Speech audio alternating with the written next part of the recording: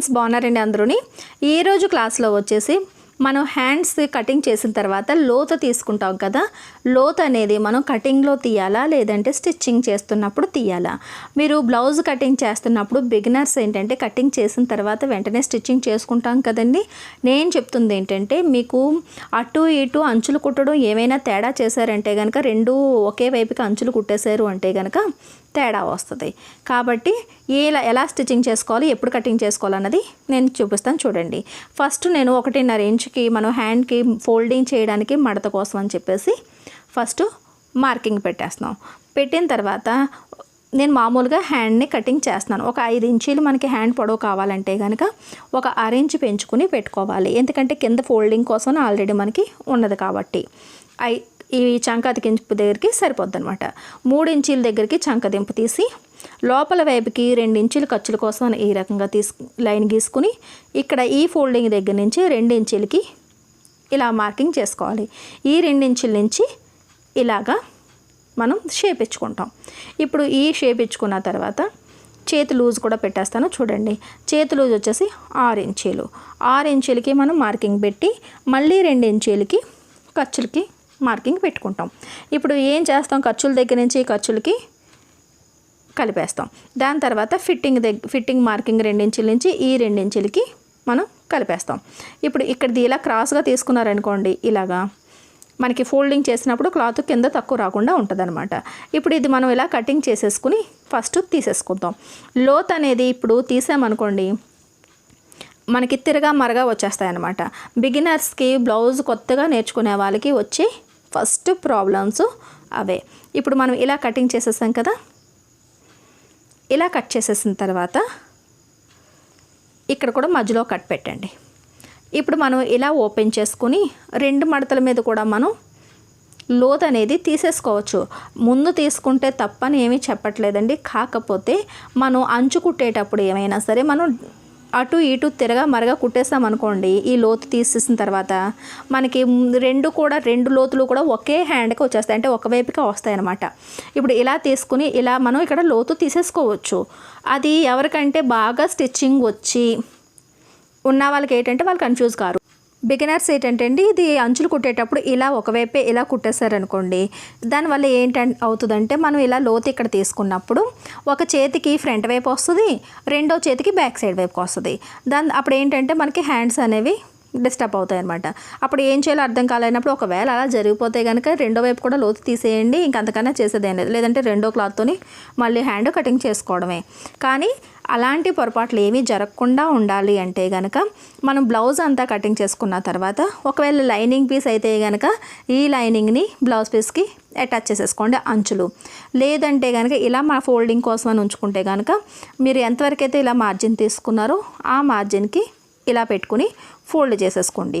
ఇప్పుడు right side wrong side అని అంత ఇబ్బంది పడకుండా మనకి ఒక్కొక్కసారి ఏమవుతుందంటే 2x2 క్లాత్ ఏది రైట్ సైడు ఏది రాంగ్ సైడ్ అనేది తెలుసుకోవడం కొద్దిగా కష్టం అయిపోద్ది. బిగినర్స్కి అయితే అది అసలు అర్థం కాదనమాట. 2 వైపులా ఒకలాగే ఉంటుంది. కాబట్టి అది మనం ఎటువైపు ఫోల్డ్ చేసుకుని ఒకవేళ పెట్టుకున్నా సరే మనకి హ్యాండ్ అనేది మిస్టేక్ రాదు. అంటే ఫస్ట్ అంచులు కుట్టేసుకోవాలి. ఇప్పుడు ఇది మీరు చేతి కుట్లు వేయాలి కదండి అని అనుకుంటే కనుక ఫస్ట్ ఇలా ఫోల్డ్ చేసేసుకుని కుట్లు కుట్టేటప్పుడు 5వ నెంబరు పెద్ద కుట్టుకి మనం సెట్టింగ్ని మార్చుకోవాలి. సైడ్ ఉంటుంది కదండి, 5వ నెంబరు పైకి పెట్టారంటే కనుక పెద్ద కుట్లు వస్తాయి. ఆ పెద్ద కుట్టుతోని ఇలాగ మనం స్టిచ్చింగ్ చేసేసుకోవాలన్నమాట. ఇలా పెద్ద కుట్టుని రెండో వైపు కూడా మనం ఇలా ఫోల్డింగ్ చేసుకుని రెండో హ్యాండ్ కూడా మనం అంటే ఇటువైపు చేసుకున్నా అటువైపు చేసుకున్నా సరే ఫోల్డింగ్ పర్లేదనమాట. ఎందుకంటే మనం ఇంకా లోతు తీయలేదు కాబట్టి బిగినర్స్కి రైట్ సైడ్ ఏంటి రాంగ్ సైడ్ ఏంటి 2x2 క్లాత్ తెలుసుకోలేమన్నమాట. అలాంటప్పుడు ఏంటంటే మనం ఎటు ఫోల్డ్ చేసినా సరే మనకి హ్యాండ్ అనేది పాడవకుండా ఉంటుంది. ఇటువైపు కూడా మనం ఫోల్డింగ్ చేసుకుని ఇలాగ పెద్ద కుట్టు వేసేసుకోవాలి. దాని తర్వాత ఏంటంటే మన ఫిట్టింగ్ అంతా అయిన తర్వాత చేతి కుట్లు వేసుకుని ఈ కుట్టు అనేది ఇప్పేసుకోవచ్చు.